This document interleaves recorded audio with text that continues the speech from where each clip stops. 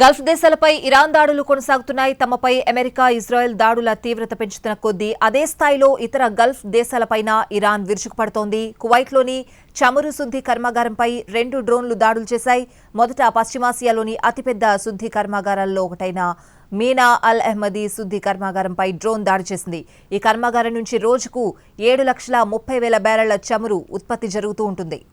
ఇక రెండో డ్రోన్తో మీనా అబ్దుల్లా శుద్ధి కర్మాగారంపై దాడికి దిగింది. ఈ దాడిలో ఉత్పత్తి కేంద్రం తగలబడిపోయింది. దీని ద్వారా రోజుకు 4,54,000 బ్యారెళ్ల ఉత్పత్తి అవుతూ ఉంటుంది. ఈ 2 దాడుల్లో ఎవరికీ గాయాలు కాలేదు.